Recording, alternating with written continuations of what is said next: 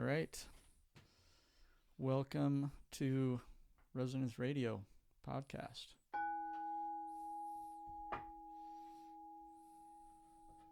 Oh, shoot. I've been brewing the tea for a while.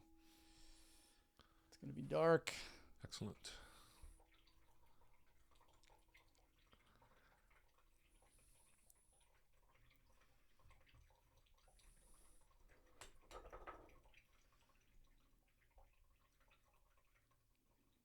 Potent. A potent brew today. Right on.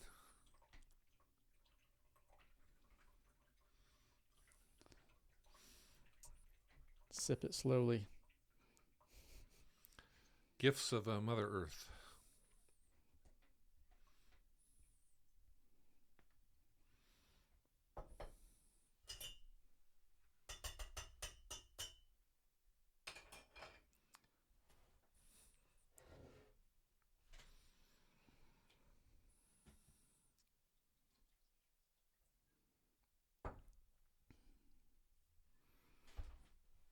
All right.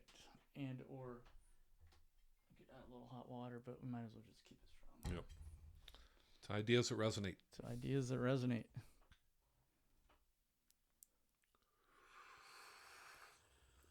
Oh, yeah, that's nice.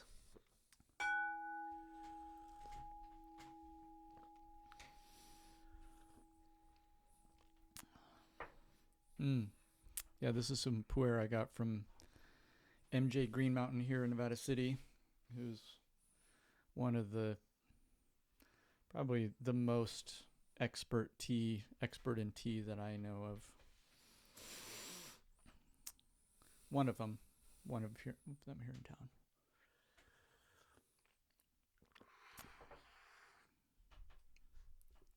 So before, when we were chatting earlier today, we were talking about significance and how, yeah, there's a lot there in significance. There's the issue or idea of attribution of significance. So subjective view of significance versus objective significance, whatever that is. Like Ingo Swann talks about in his book, Secrets of Power, talks about this idea of attributing significance to that which is not significant and then attributing insignificance to that which is significant. So this idea of there can be a difference between what we attribute significance to and what actually is significant. Discrimination, but even just the idea that there is something called actual significance. Like how can something be actually significant if people don't recognize it as significant, you know? I know in collecting books, there's three main things give value to a book. One is rarity, the other one is condition, and the third one is significance. It's like you can have a book that is rare and in excellent condition, but if it's an insignificant content, it has no value, right? Whereas you can have a book which is, let's say rare, but the condition may be terrible. And yet if it's significant, it's still valuable. Yeah. So significant to me is just, does it improve meaning? Is it something which is like food that you need it to make your life better or more meaningful or something? I guess. Well, you brought in meaning, and one takeaway I took from Ingo Swann's book is that there's a difference between meaning and significance. He actually put quite a bit of attention onto the difference. And that meaning is a more personal thing, and it doesn't actually, one pertains to the future. Significance has within it this idea of something that has portent, like it's relevant to the future. It's relevant to knowing or understanding or navigating the future, whereas meaning has no future portent. Okay. Yeah, I like something that. to that effect. Yeah, that's good. Signify. Significance is related to signify, which implies the future. It signifies something that is almost like a signpost into the future, or a guidance into the future, or navigation. Yeah, I think that's an important point. That's great. And I think it's super relevant with like the context of the context within which significance came up was Monad and the project we've been working on for years, and in particular each of our personal level of significance that we attribute to it. Yeah. And then also its actual significance, right? So there's 3 significances that we're talking about. Right. And then there's humanity's attribution of significance to it, or everyone else's attribution of significance. So there's actually 4 significance, because like it could conceivably be possible that there could be something that is actually very significant.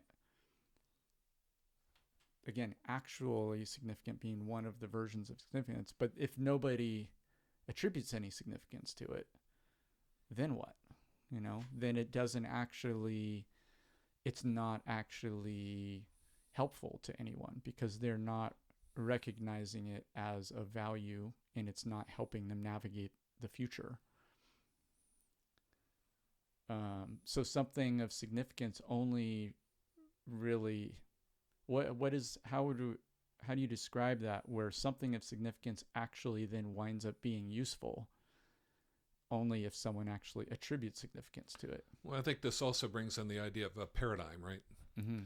Because a paradigm, I mean, there's the paradigm, and then there's a paradigm which gradually becomes known and accepted. So there's a new paradigm. The old paradigm is what everyone already understands. A new paradigm gets presented, and until it's understood, it has no significance to most people. Is that accurate?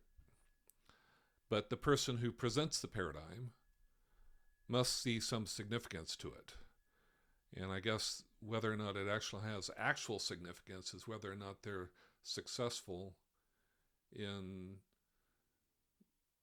making that presented paradigm become the accepted paradigm. Mm-hmm. Yeah, that to me seems like that's it. Like paradigm, I guess, would be this idea of like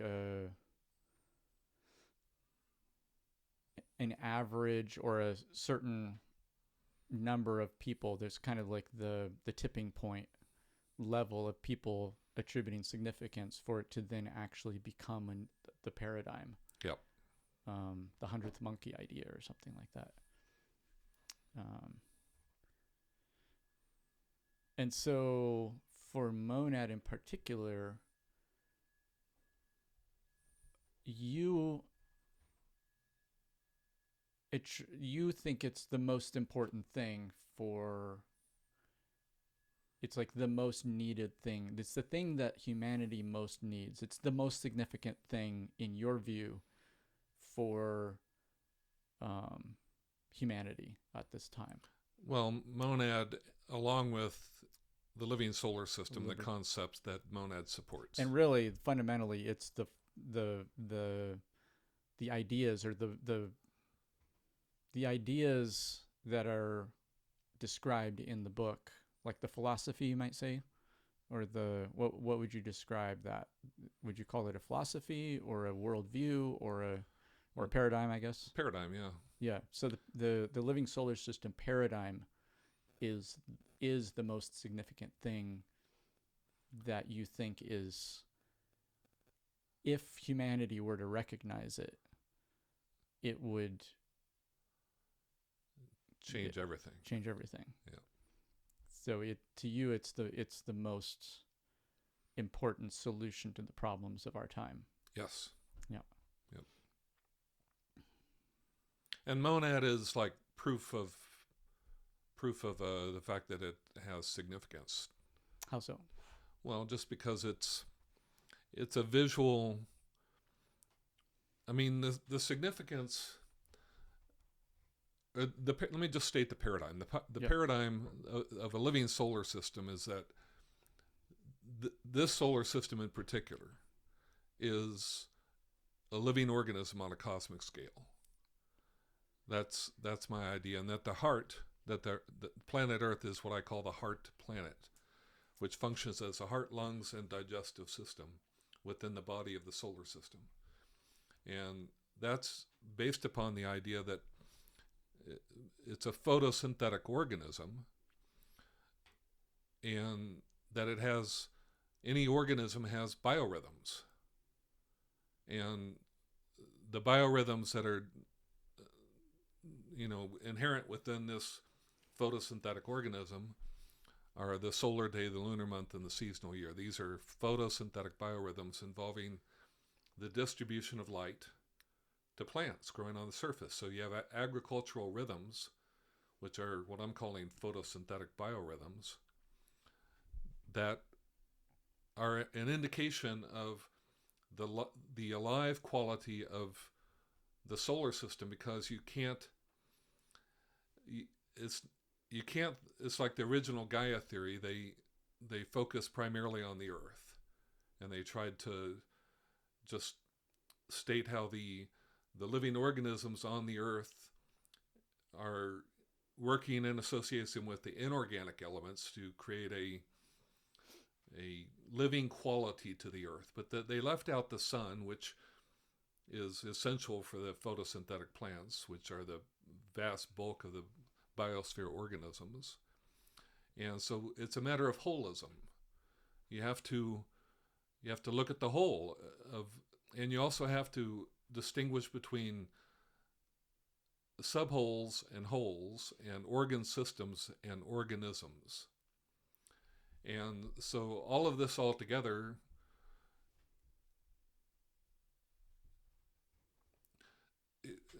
it's interesting. You were going to ask me something at breakfast about how's it going with I think you were going to ask me about Demystify Psi. Mm-hmm. Yeah. And I had my 15-minute interview with them. It was cool. 25 minutes actually we talked. And they I mean, I'm not sure what they got out of it. Mm-hmm. Because I was able to share my screen, so it was showing them monad, and some of the feedback that they got is that monad is awful complex, and they weren't entirely able to follow exactly everything that I was saying about it. And 25 minutes for someone who's never been familiar with the ideas is actually a fairly short time to get across an entire paradigm. But they invited me back for Paradigm Drift. I'm going to be on Paradigm Drift 7. What is that? Well, I applied to have my name in the hat for Paradigm 6 already, and I didn't get drawn. But they said that they'll just call my name. I won't be in the hat. Amazing. Yeah, I know. It's great, that's actually. Awesome. Right? Yeah, I'm pretty excited about that. Yeah, that's cool. Yeah. So I'm going to be... So you're going to get the minute. I'm going to get 15 minutes. Oh, amazing. Yeah. Awesome. Yeah. This is fantastic. Yeah, it's great, actually. Yeah. I'm thrilled, actually. This is better than I could have expected. Yeah, so I think they saw enough significance to go that step. To have the conversation. Give you the opportunity to kind of present your paradigm to the world. Yeah. Yeah, through their channel. That's amazing. And that's huge. It is huge, isn't it? Yeah. Yeah. I'm kind of amazed myself. Because whatever the outcome of that conversation, because there will be some conversation there as well. Sure, yeah. But completely aside from the details of that conversation, just having that opportunity to have those 15 minutes that then becomes, combined with resonance radio, part of your like online presence. Yeah. well, in music it would be called your EPK, your electronic publishing kit, in terms of like, or press kit, kind of, or your resume or your portfolio, Yeah. Yeah. and then that then becomes easier to then approach. There's another podcast that came up recently. I had this really amazing conversation with someone at Elixart, and so I started watching. I think it's Axiom or something, and they're like into EJ Gold and Gurdjieff and talking about all this kind of esoteric stuff. And I was like, oh, this is like the perfect podcast for Keith to go on. Yeah, I got to check that out. But so you can basically reference these other podcasts that you've done, and right.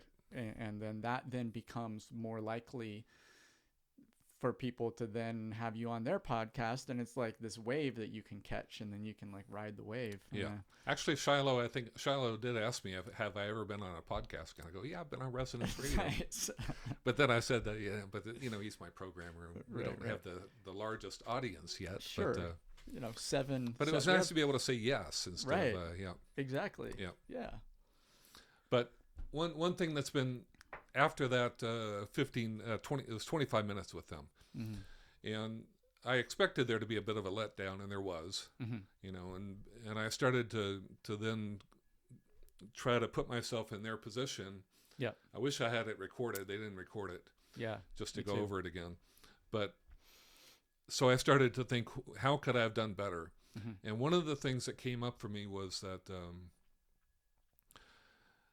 that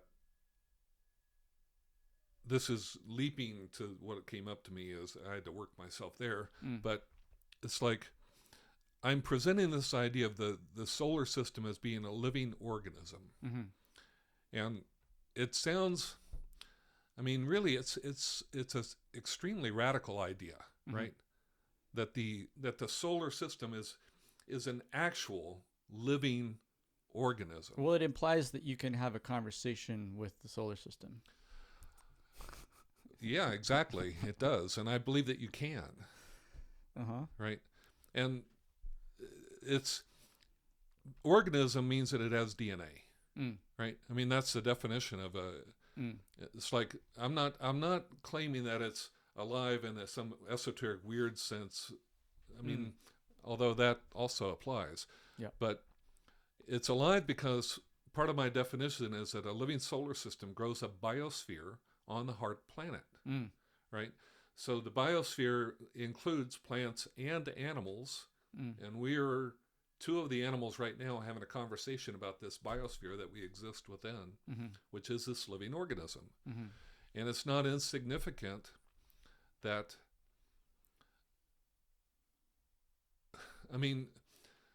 you and I having this conversation seems like we write that off as like we're trying to look for this objective significance, mm-hmm. as if it exists outside of us having this conversation somehow. Mm-hmm. But we wouldn't be having these ideas about this without human bodies able to communicate through a neural system and everything about these ideas, right? Mm-hmm.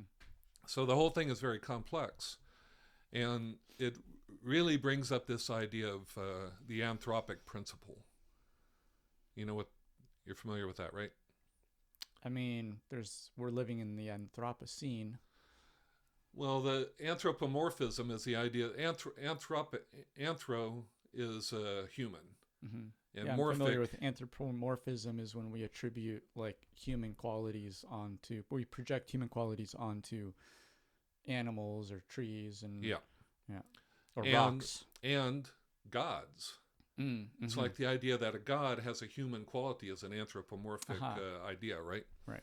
And the Anthropic Principle is the idea that the solar system or the universe had to have a certain it had to have certain constants, for instance, at a certain level to create an environment which can support the growth of humans. Mm-hmm. Like I was just talking about, here we are, we're two humans.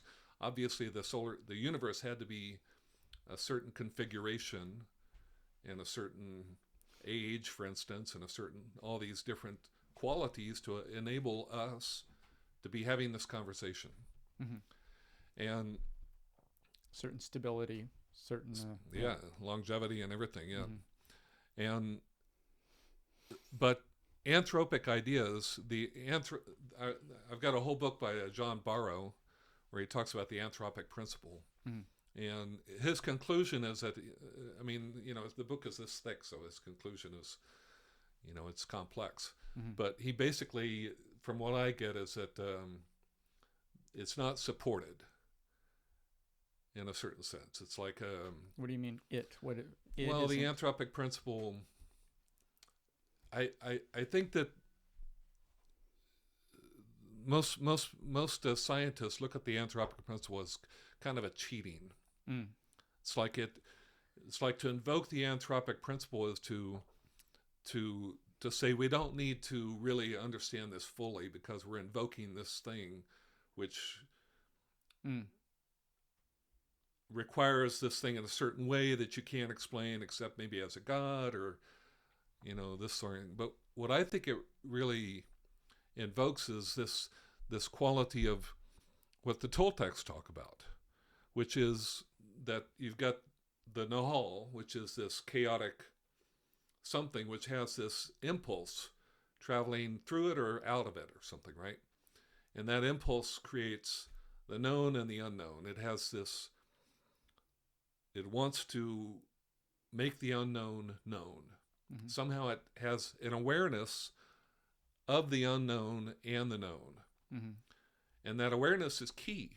It's like the Big Bang Theory, right, which you and I have had lots of conversations about, is this idea that that the universe somehow evolved as a non-living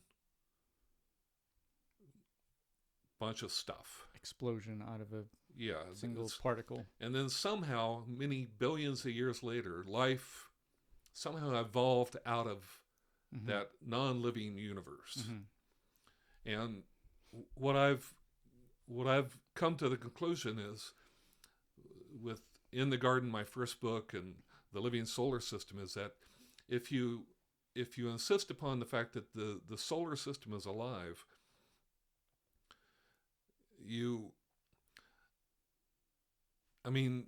life doesn't stop anywhere. So what you're actually saying is that the universe is alive. So you're saying that the evolution of the universe is the evolution of a living being. And that's an entirely different way of looking at things, I guess. Anyway, just all of this was in my head, and it just struck me that it's so different from most people's thinking about the universe and solar system. It really is radically different. And it's a big step for people to jump to it. I guess I lost the trail of that. Is that your takeaway or your something that you got to realizing from the conversation with Demystify Psi? Is that I guess that it's a lot for most people, or I'm not seeing the. I guess I kind of was hoping that they would just go, wow, this is really something. But their response is like they're the first two people, other than you and my dad maybe, who have qualifications to understand my theory. Which is, it's a big thing. It's got physics and metaphysics and a lot of ideas all thrown in there together. And I could just tell that they found part of it somewhat hard to stomach, I guess. And are you clear on what part that was? Yeah, I think it's the anthropic stuff, the anthropomorphism. Like the chakra mode. Yeah, the chakras. Like I talked about chakras, and I talked about And you showed them chakra mode of I the showed app. them chakra mode on the app and Yeah. the great man figure. Right. And I think that I think you look at that and it's just not the way science is done. Mm-hmm. It's just not. But it is a way that there's no getting around it within my theory. You call the solar system a living organism. And here's the other thing that I talked about the orientation of the sun and the earth, mm-hmm. and the fact that together they form a system. You can't just have the earth and talk about a sun like it's a generic light source Mm-hmm. somewhere out there, which is independent of the solar system, right? The sun is the gravitational center of the solar system. It's the inertial center, Mm-hmm. and the Earth Source is spinning. of entropy. Yep. The Earth is spinning relative to the sun, but it's also orbiting in the orbital plane of the sun with all the other planets, Mm-hmm. and it, because of the massive, radial inertia, or what do you call it? Angular momentum. Angular momentum of the Earth. It's maintained at a 23.5 degrees, which gives the seasons. Mm-hmm. So, and the seasons are part of the biorhythms Mm-hmm. of the Earth, the living Earth, that are never talked about. In all of Gaia theory, they never talk about the biorhythms of the Earth, Mm-hmm. right? How could you leave that out, Mm-hmm. right? And so it's, you have to look at it as a solar system, and that it is, the orientation has to involve the circle of illumination, Mm-hmm. which is, it's the circle of illumination of the light half and the dark half of the Earth is how you measure the biorhythms, Mm-hmm. the photosynthetic biorhythms. So that involves having the sun fixed above the Earth, Mm-hmm. so that the circle of illumination is always horizontal. Mm-hmm. And that then implies a similarity between our brain and the heart. Mm. It just naturally brings that up as a motor. A motor, if you look at a motor, a motor is a heat pump in a certain sense, right? Mm-hmm. And it's got the chamber, the piston, the surface of the piston is separates one chamber from the other chamber, and it just, all of these things are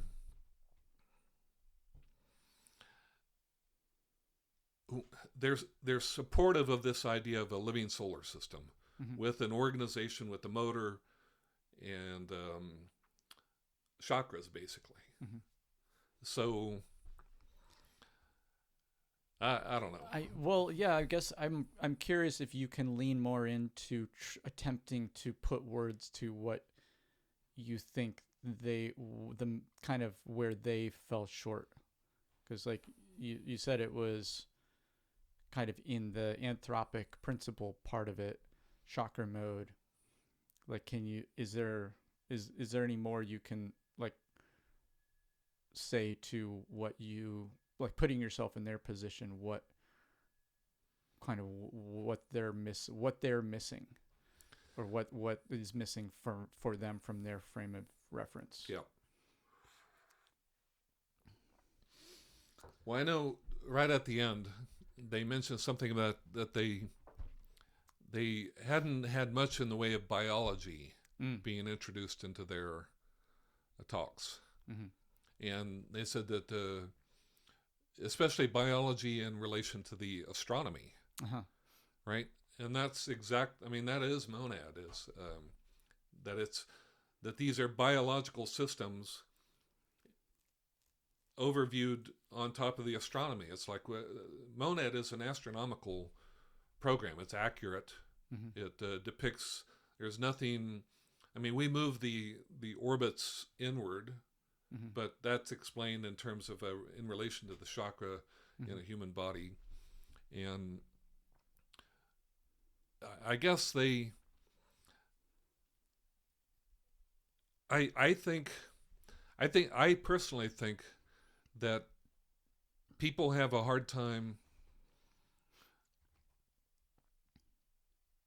with a paradigm because all of the reasons that have ever been described about a paradigm, that it requires you to change everything about your thinking on such a profound level that your mind just doesn't want to accept it, doesn't want to see it.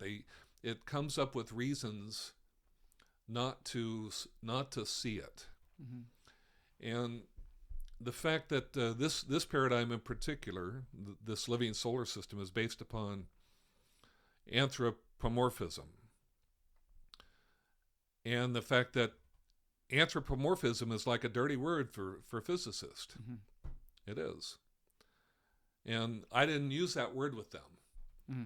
But just to show the figure is like saying, yeah, this is an anthropomorphic interpretation. It's the elephant in the room. Yeah, it's the elephant in the room. It's the most obvious thing in the world mm-hmm. to say it. Yeah. And I just think that they reacted against it mm-hmm. just because of that. Do you think, like, part of what I'm hearing is a degree of, like, still experimenting, trying out different ways of talking about it, and it, to some degree, it sounds like there's still some unknown in the realm of just how to talk about the anthropic piece of it, especially to people like them who are steeped in a scientific physics frame of reference paradigm. And yeah, so I mean, it sounds like, to me, this is a good thing to like it sounds like you're leaning into that and exploring this gap or this yes. this challenge of like how to talk about the anthropic aspect of it. It's really reminding me of my conversation with the Kogi Mamo when I spent time in Colombia and spent some time in the home of this Mamo, and we were talking about, like, one of the things that it was him and his people that were there present around the fire, and was this conversation they were talking about, you know, the problems with mining and extraction of minerals, and the kind of lack of sacredness of like the minerals in the ground, and they were talking about that these are like people. It's important to have like this relationship with them as a person. With who as a person? With the minerals in the ground, minerals, yeah. Or with the tree, or with the whatever, and that in their culture, whatever they're doing, they're relating with that as a person. Exactly. So there is inherent in the way that they interact with the natural world, with the world, is relating with another person, like I and thou. They're relating with the natural world as a thou. Yes. And that their critique of Little Brother, which is us caught up in the, capitalism and destruction of the environment and all these problems, is the loss of that, the loss of meaning, the like profit motive, this like mass extraction for profit. Like the sense I was getting is that there's not necessarily a de facto problem with mining per se, with removing some minerals from the ground, if you do it respectfully. But that's the catch. Like, well, okay, what would doing it respectfully look like? And they said, well, another fundamental piece of their belief system is it something that you could do as an individual person, right? So like everything within their society, their clothing, their houses, Like everything that they make could be done as an individual person. You know, okay, there's a bunch of different people cooperating and doing different parts of it, but there's no one piece of that couldn't be done by any one person. Nothing requires, whereas like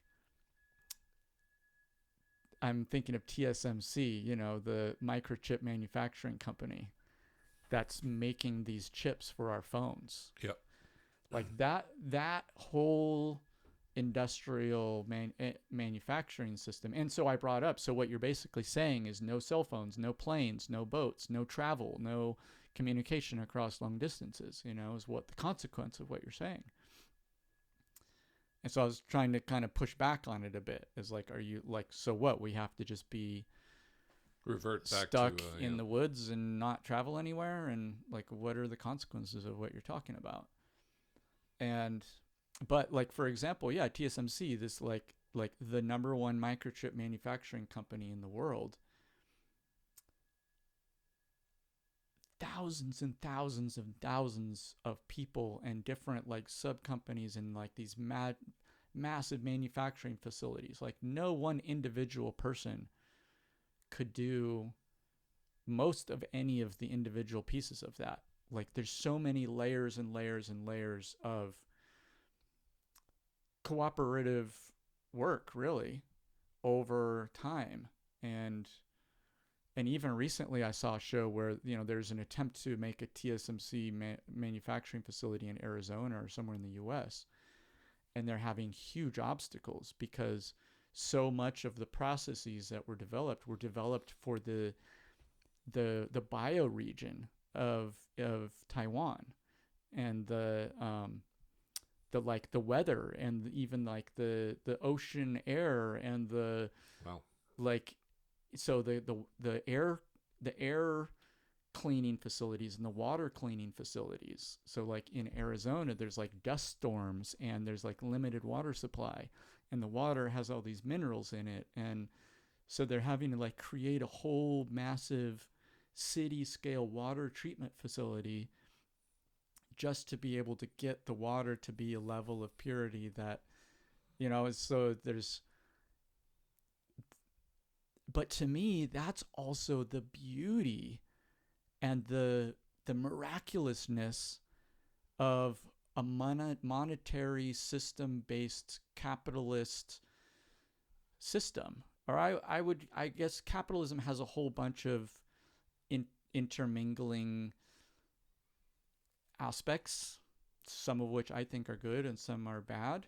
But I would say a monetary system-based cooperative system enables like levels of cooperation and layers and layers and layers of cooperation that is miraculous and totally impossible in just a small tribal situation. Like it really requires like nation level of cooperation and even international level of cooperative. And the only way to really facilitate that is like a monetary system, like to coordinate decentralized motive and investment and incentive. There has to be a unified metric of work and reward and compensation. That's money. That's what money is. So money to me is like the most fantastic invention, you know, that we ever had and have been recreating over time. The most recent one being Bitcoin, which is to me the most recent version. It's the most perfect money that has been invented so far. But yeah, so that to me is, to come back to the anthropic principle of that, like I think part of the question there is it possible to have like a really huge level of cooperative coordination that really can only be done with a monetary system while keeping an anthropic principle at play. And maybe that's where the monadic great man figure is significant, is because,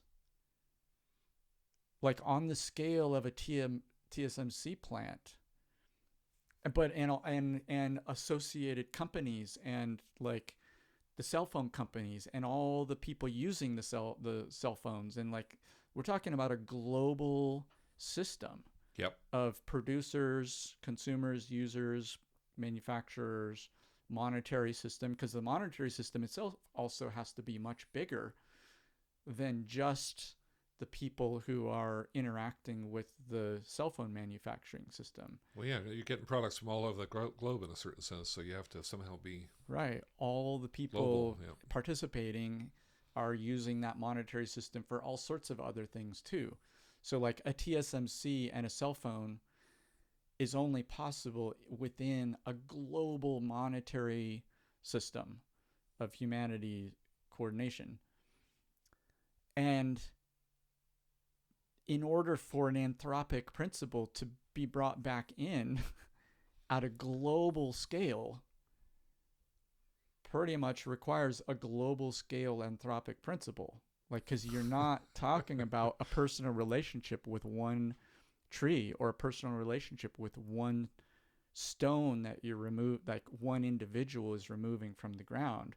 We're talking about a globally coordinated system of cooperation, and that, like, in order for there to be an anthropic principle there, it has to be a global scale one. And like you're saying, it makes no sense for it to only be the Earth. It has to be the Earth and the Sun and the whole solar system, really.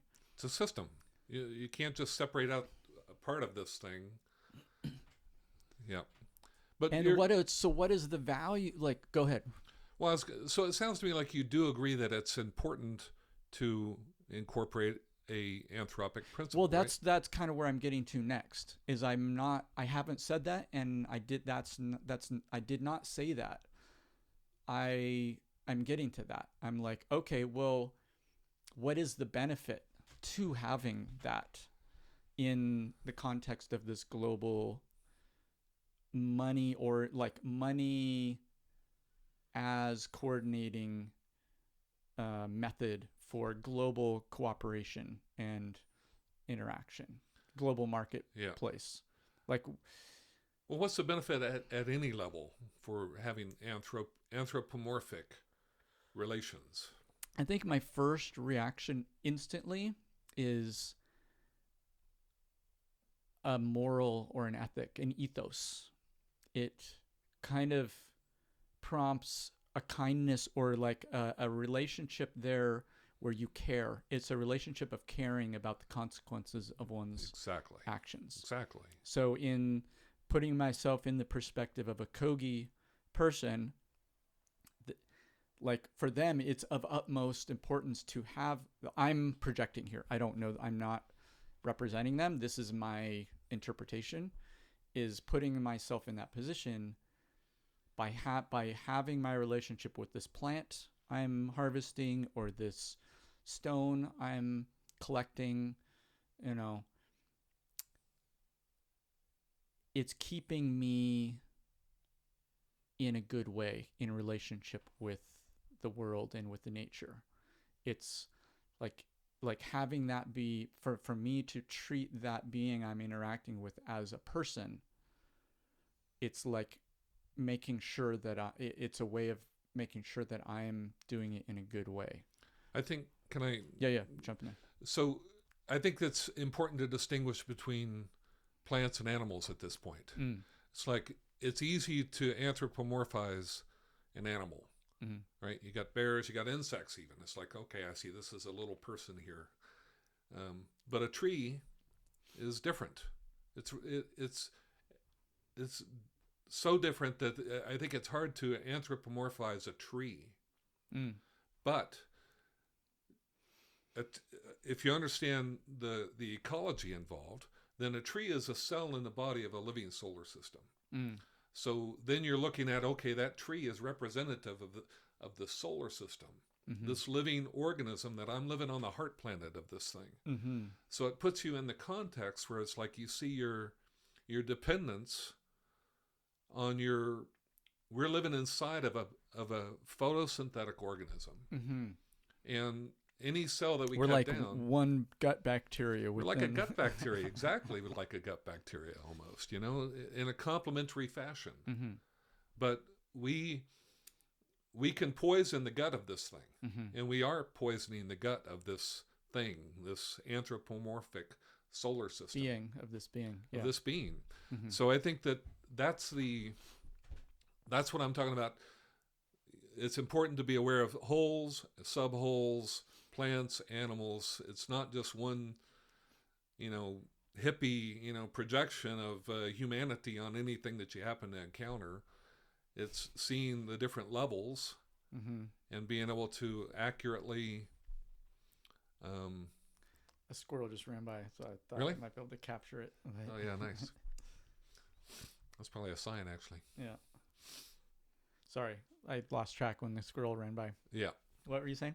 Well, just that it's important to have a differentiated understanding of this, not just undifferentiated. Everything is alive. Everything is this. That's sort of the way. It's like before Copernicus, everyone I think in the world thought of the universe as being Earth was the center of the universe, and they considered it to be alive. Mm-hmm.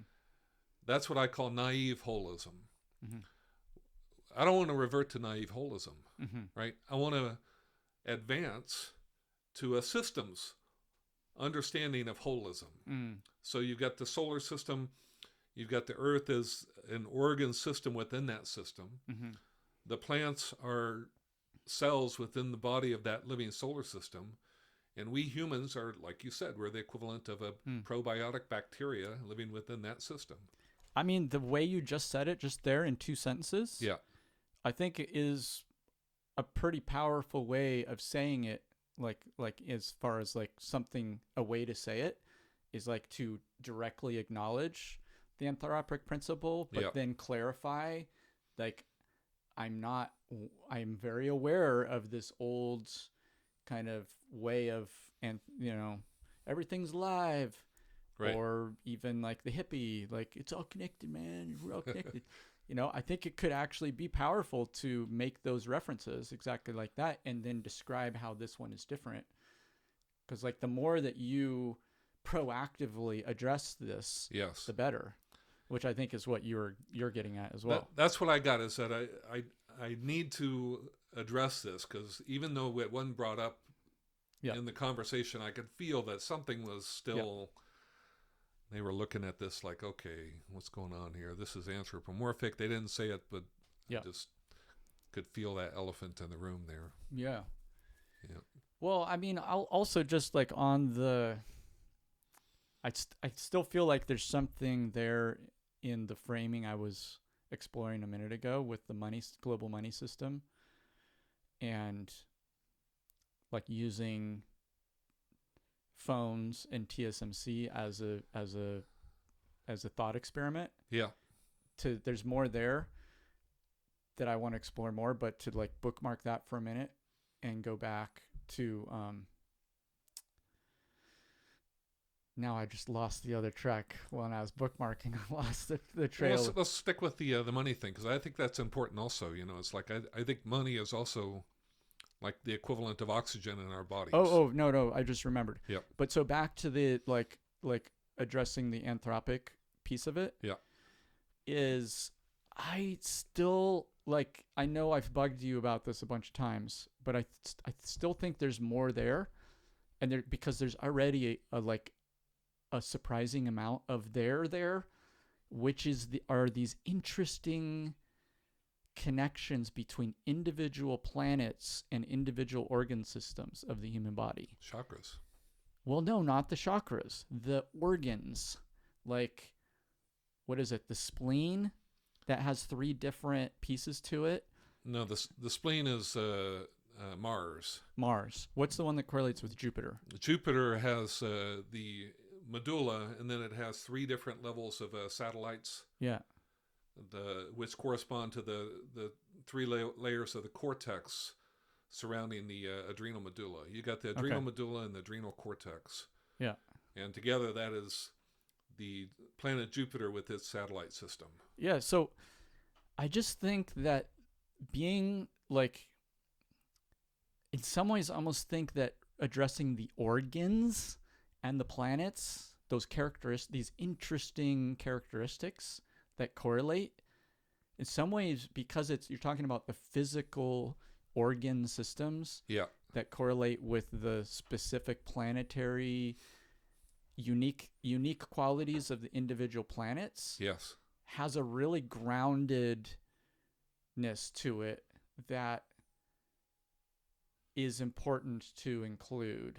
I brought up Venus and Mars with them. I talked about how they don't have magnetospheres, but it seems like in the past they did.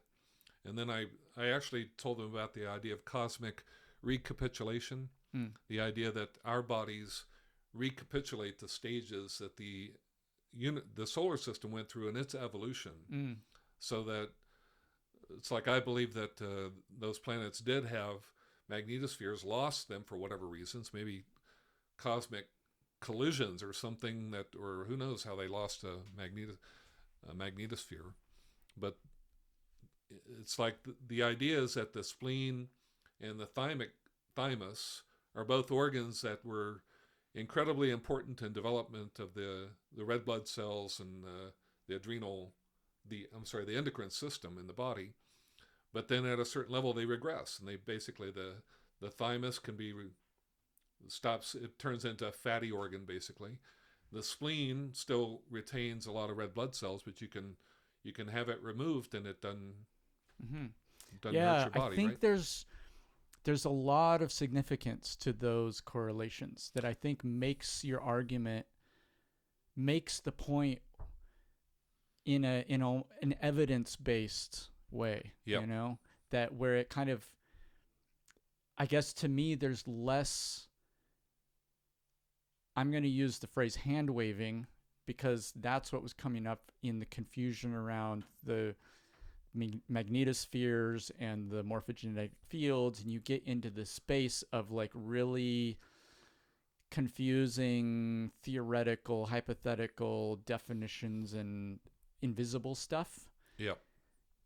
But these correlations and characteristics between the individual organs and these correlated planets is really remarkable.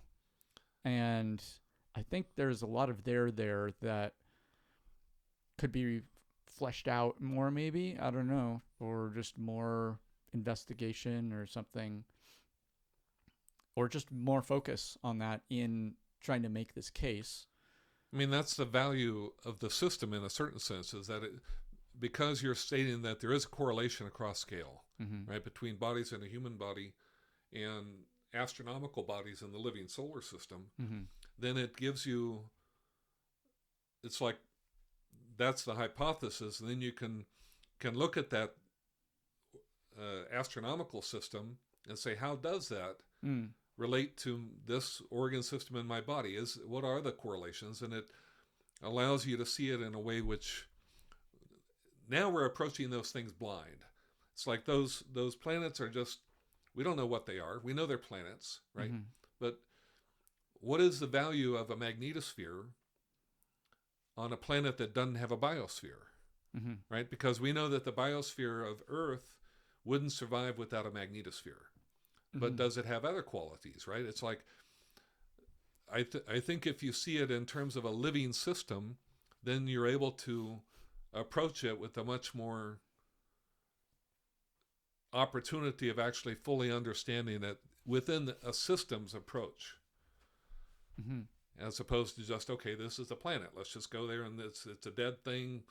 Let's take a bunch of samples and what is, Yeah, but also just I'm thinking in terms of pragmatically, like how to address the anthropic principle and the like very common likely kind of paradigmatic challenge with considering that, like maybe the degree to which, and I think I keep coming back to Jupiter because I think that's such a remarkable one, the details of the three layers and all that. If there's a way to like refine, 3 or 4 planets into a quick 2-minute boom, boom, boom, boom, boom, hit the bullet points for all of those to quickly kind of like have flesh out the case for that. You're saying I should bring this up in the presentation? I think if time. You like, given that you have 15 minutes, if to have 2 or 3 minutes to just address the organ to planet correlation details. I mean, Jupiter, they're going to be asking questions, so I may not have an opportunity to just bring it up within the flow of the questions. I might have to. Sure. But also, to me personally, it's those organ to planet that is still always has been one of the most weighty parts to the hypothesis or to the data that's supporting the hypothesis. Yeah, just to flesh that idea out a little bit, it's like the adrenal medulla is made up of nerve tissue, right? And it's a big bundle of nerve tissue. It's not a big bundle, but relatively large bundle of nerve tissue surrounded by the cortex, which is not nerve tissue. It's endocrine tissue. So, but it's called the solar plexus. Solar is in reference to the sun, which is the brain. The brain is also made up of fatty tissue. So they share the same tissue type. And one is the actual solar sun brain. The other one is I think of it as like Jupiter is what they called a failed solar system, because if it would have been a little bit larger, it would have collapsed and formed a sun. Wow. Right? It's a gaseous giant, but not giant enough so that it actually ignites. So that is another correlation with...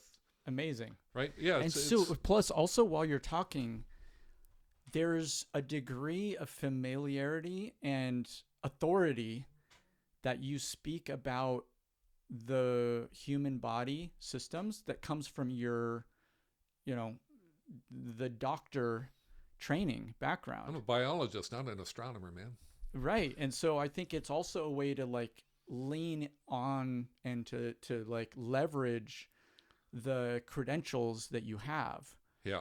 Right. Yeah. And like put more foundation, like stand on more foundation of the, academic credentials perspective that you do have. Right. And like, that's your strength. That's your greatest, your strongest cards, let's say. Yeah. In how to like frame this. So yeah, I think that to me is resonating as an important way to really, I think you're right, make a stronger argument to defend or to profend. What's the to profess the anthropic principle of the living solar system. Yeah, lean on the tangible organs and planets and your medical background and and just like the detail and the specificity with which you're able, like I'm learning something about the human body just in you talking about that I think is really the adrenal medulla. A lot of people don't know that's it's fatty tissue. But also like nervous. It's nervous tissue. Yeah. Same with the brain. Yep, exactly. It's both. Yep. And to like an interesting element of this is the degree to which that is part of this. It's like that becomes more significant and more meaningful through this integration between the solar system and the body. Yep.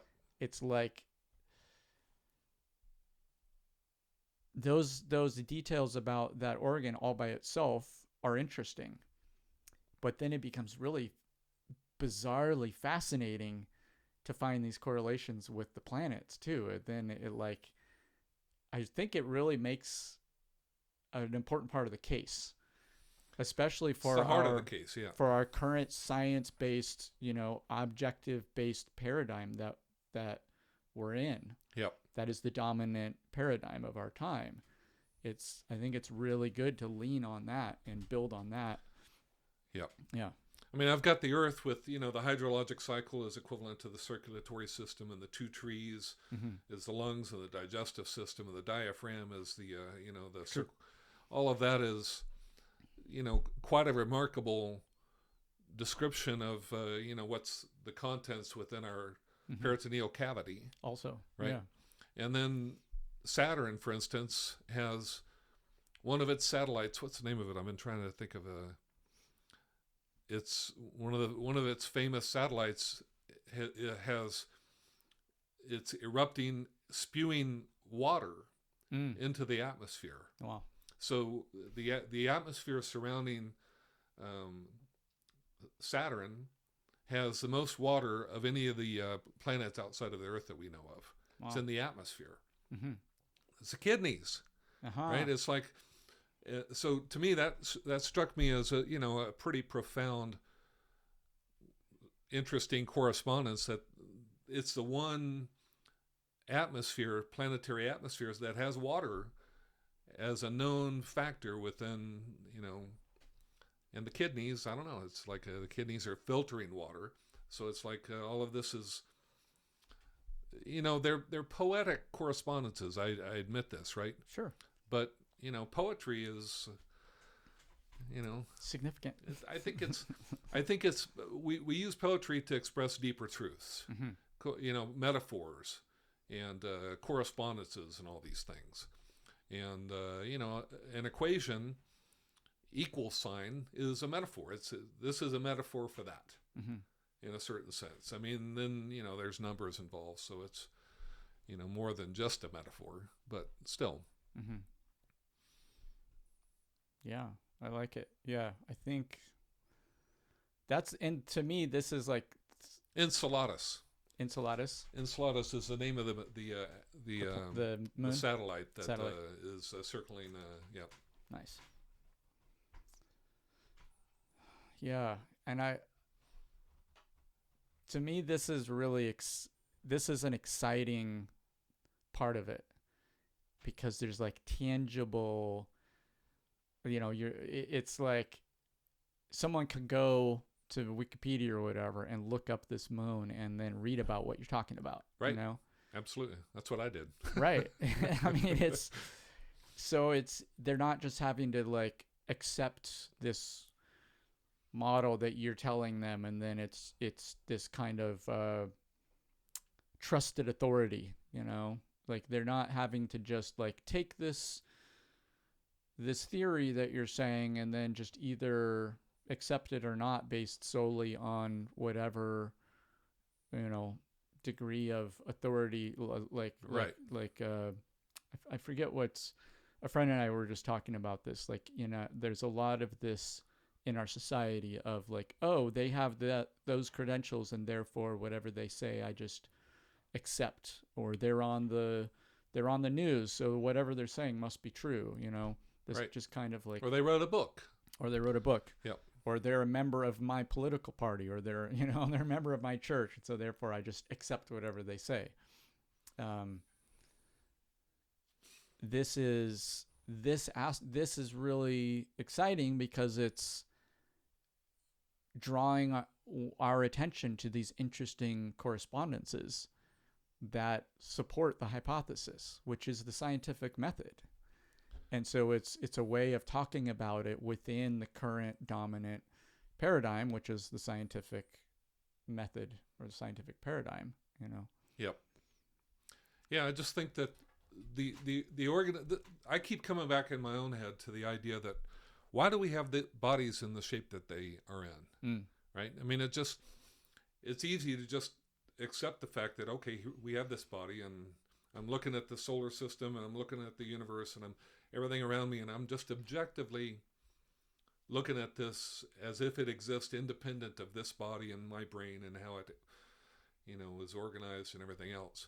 But it just seems much more reasonable to assume that there's got to be some significance to the fact that I'm growing up within this thing, and that my organization makes sense, that it reflects the organization around me. It just makes more sense than to say that there's no connection. Mm-hmm. That I'm just, it's lazy. So to me, it's like to invoke anthropomorphism, or the anthropic principle, or however you want to look at it, is more reasonable than to not invoke it at a certain level. Sure. Yeah, I get what you're saying there. But then the question then is, well, okay, but prove it, right? Like it's easy to like invoke an anthropic principle, but without, like, that's where I think the significance of these planet organ correlations is important, because it's not just kind of leaning on just like a feel good kind of superstitious, like, oh, it's true because it feels true, I'm not asking people to believe it. I'm asking people to consider it. Right? Well, sure. But what I'm saying is the organ planet correlations make it easier to consider it in a analytical left brain kind of way. Sure. And not just in a right brain or gnosis kind of way.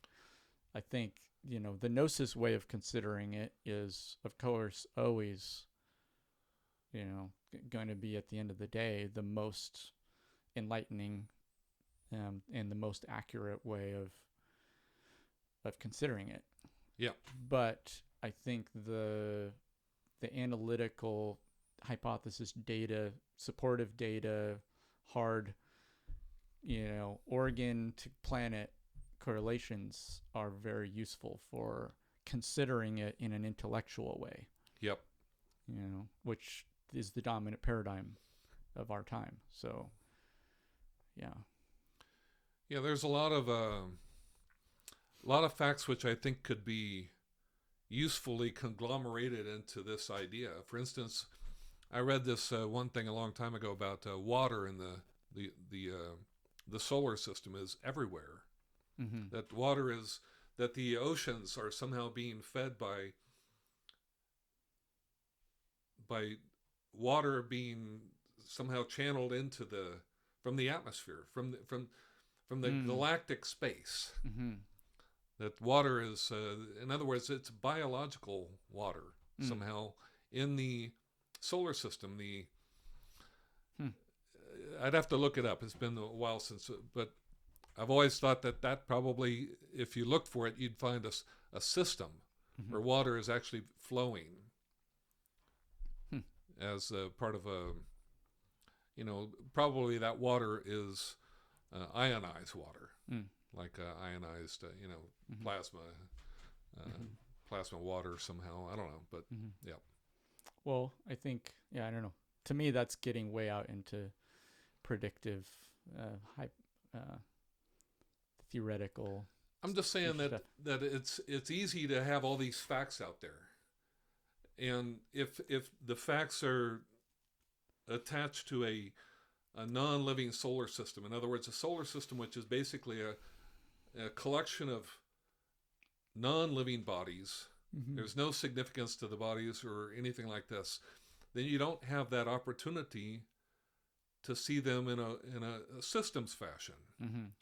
Systems are alive, or if not alive, it's like a motor is not alive, but you can't appreciate the parts of a motor without seeing the whole of system. it. It's like you have to see the whole, and somehow I just think because we're alive and we're viewing this system and we're part of the system that's viewing the system, that it's reasonable and expedient to project living qualities onto those systems And like I said, to distinguish between subsystems and systems, organ systems and organisms, all the way out. Yeah.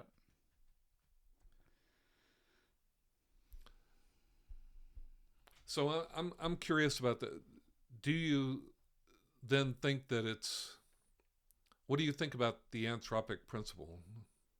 It's like, do you agree that it's... Well, so earlier you asked me, so like the idea is like, what is the benefit, or why, Yeah. like what is useful or something around it. And my answer was, I'm putting myself in the position of like, attempting to put myself in the position of like that indigenous Kogi person who has this relationship with this plant or this stone where they're interacting with it as a person. There's like a respect, there's a reverence, there's an I and thou relationship, treating the other as you would wish to be treated. And that the benefit of that is, I guess I said something to the effect of like, that's kind of reinforcing doing things in a good way, doing things in a way that ensures that the surroundings of the human activity, the village, that relationship is respectful and balanced. And from my, I'm aware that they have various rituals and stuff that are about like rebalancing and like doing practices that they have rituals and ceremonies for ways to, like, if there are imbalances, they have ways to like right wrongs, so to speak, but that on the big macro scale of like their whole ecosystem, let's say the Kogis are living up at the top of the watershed, and then little brother is down at the bottom building hotels and damming up and destroying like lagoons where the rivers are meeting the ocean, and they're saying like that's affecting the whole water cycle, and that's affecting the top of the watershed too, and the rain and the relationship. It's a whole. So their view is like that's a whole, and that's being disrupted, even though the disruption is happening just down at the base of the watershed. It's affecting the top of the watershed. Yeah, absolutely.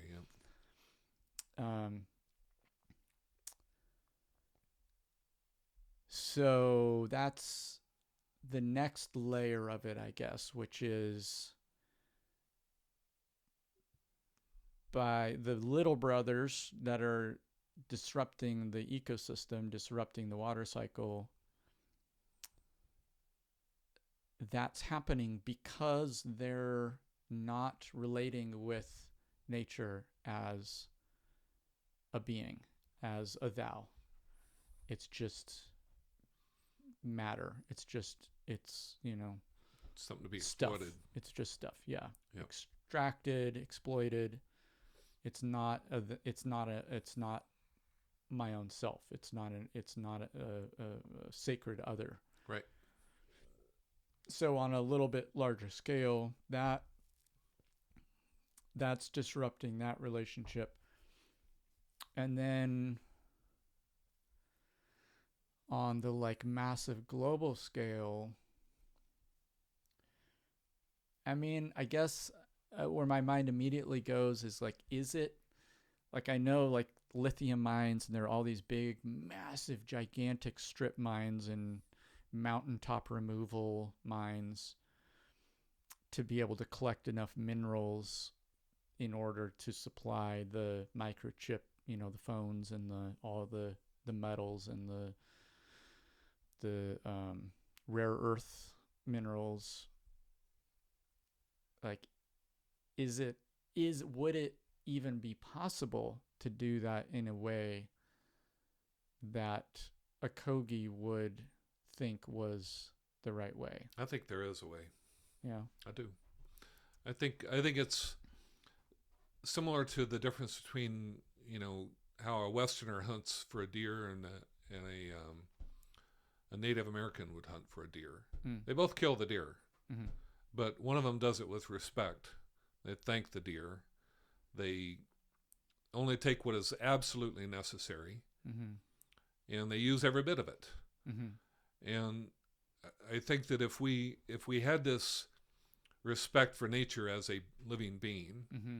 and we still, it's like still as a culture, we feel that it's necessary for us to still maintain a global internet, which is not a bad idea really in a certain sense, Mm-hmm.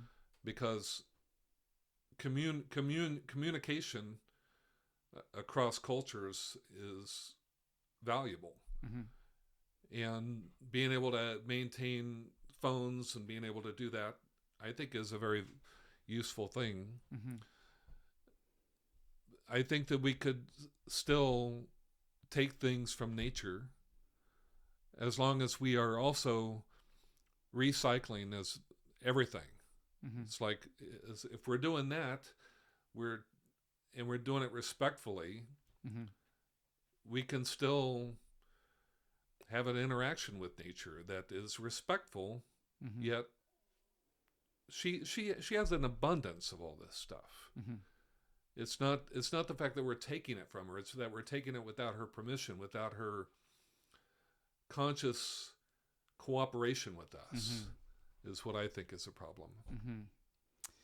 Well, this also gets into another part of my conversation with the Mamo and his people, because the next step in the conversation was, okay, I said, okay, so what you're basically saying is no cell phones, no planes, no boats. Well, do you have a replacement? Like, Oh. do you have something better? Like, what's your, like, do we just have to regress? And then I said, like, do you have the ability to communicate telepathically or to travel through biolocation? And when I said, well, then I added on fairly quickly. I said, because like I have had one experience in my life of telepathic communication, so I know it's real. And at that, the mama kind of like perked up. He's like, "What? This guy's speaking my language." Telepathic communication?" And he didn't actually respond to the telepathy thing, but he did respond to actually the biolocation thing. And he said one of the elders who had passed already, but he had the ability to spin around and then he would be somewhere else.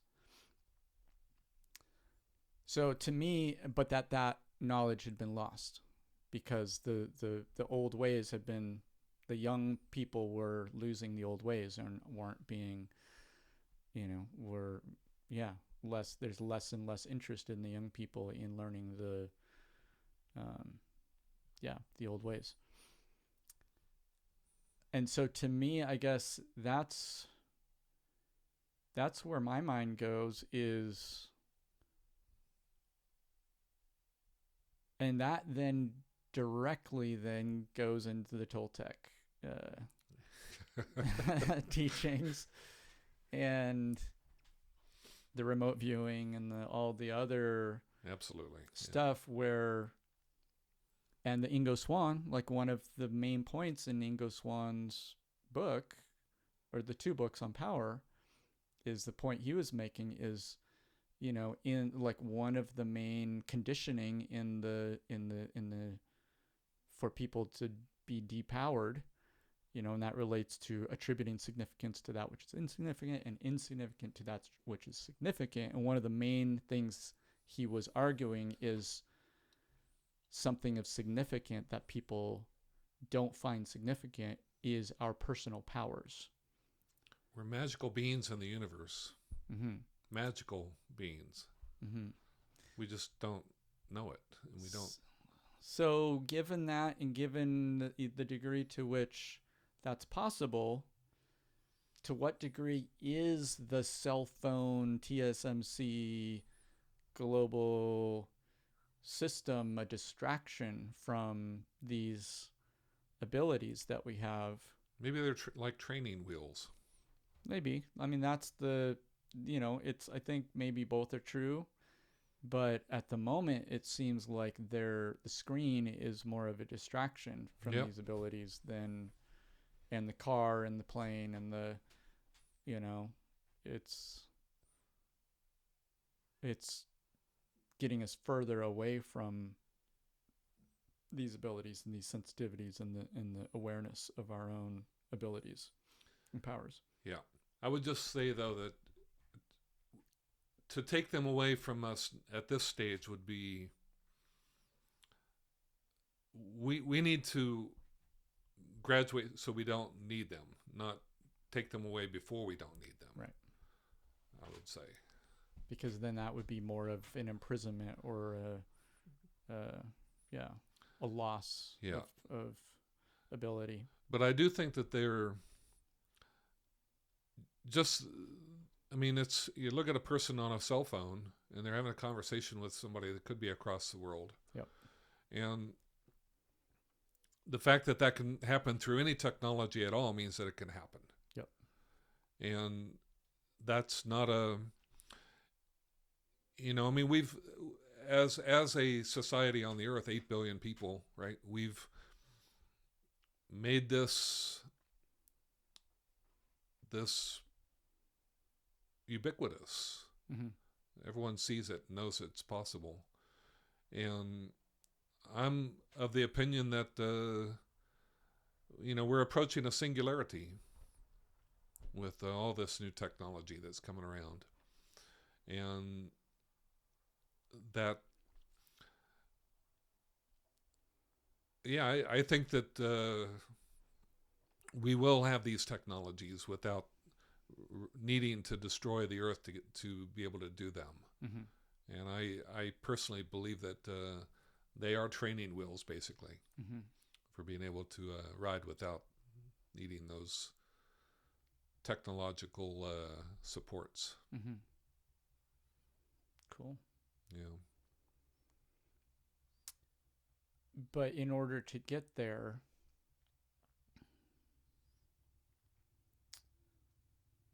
to what degree does the anthropic principle of the living solar system help that? Yeah, this kind of brings us back full circle to where right. we started, right? Which was, how significant mm-hmm. is the anthropic principle? Yeah, of the solar system. Of the solar system, yeah. Yeah.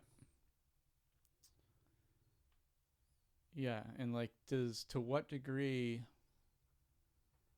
Because like it really like I was saying, the global nature and scale of, if you just look at the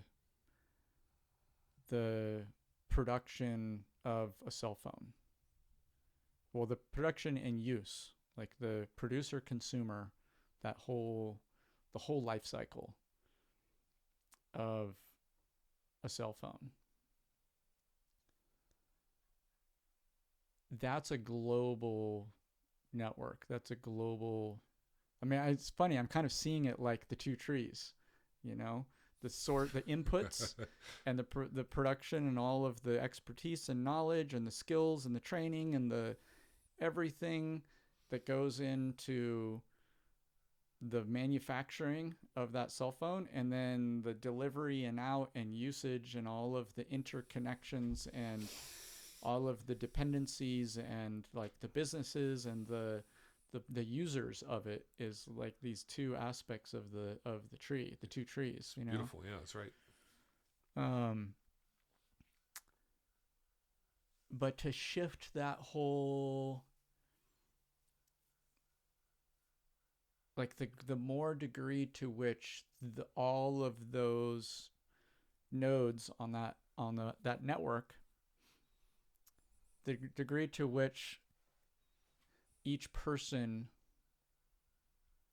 who's playing a role in that is doing so in relationship, in right relation, as a phrase that's very common in Buddhism. Restoring, right relation, and also 7 generations forward, thinking as an ancestor forward in time to for 7 generations. Like, to shift the thinking, but to be relating to a thou, the more degree to which every, the people who are at play in that whole network of the production and use of a cell phone, that's an anthropic relationship, an I and thou relationship.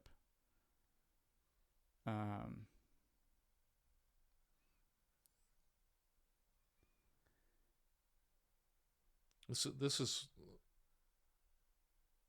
Do you mind? It's like, this is why I think that one of the most important parts of this anthropic figure is the recognition that Earth is the heart planet. Mm-hmm. The heart. We're living on the heart of this being. Mm-hmm. And feeling. You feel with your heart. You think with your brain. You feel with your heart. Mm. And it's like, there's the quote that always has struck me as one of the most profound is that Albert Schweitzer quote that until man expands the circle of his compassion to include all living beings, mm-hmm. he will never have peace. And it's like, you've got to expand the circle, right? And expand it out to what? It's like, it's not just to include the insects and the trees. It's like, you've got to include the solar system. That's what you expand it out to. Because once you do that, then you can see the Earth as the heart planet. You can't see it as a heart planet without that. Mm-hmm. And it's like, we talked about this before. It's like, if you go to the doctor and he tells you you're about to have a heart attack, that is a motivation. That's the only motivation which will get some people to change their diet, to start exercising, to mm-hmm. do something. Mm-hmm. Because that the heart is like, if I'm going to have I'm going to die. Mm-hmm. Right? It's like, we are that people that is, I feel like we are threatening our heart planet. Mm-hmm. We are. I don't think that it's all a given that this planet, I think we've given this planet heart attacks before. I personally believe that we've had multiple civilizations on this planet. That we've, they talk about Atlantis did something. Mm-hmm. I heard it had to do with crystals or whatever, mm-hmm. right? But whatever we did in the past to injure this planet, I think we've done it before, mm-hmm. we can do it again. Mm-hmm. And I think that the only way to combat that is to recognize it as a living being. And that we have to think ecologically on this planet and treat it with respect due to a ecological, organic system that requires non-polluted rivers and, respect for the land. Okay, maybe we need cell phones. Maybe we want cell phones. Enough that we find some way to extract them in a way which is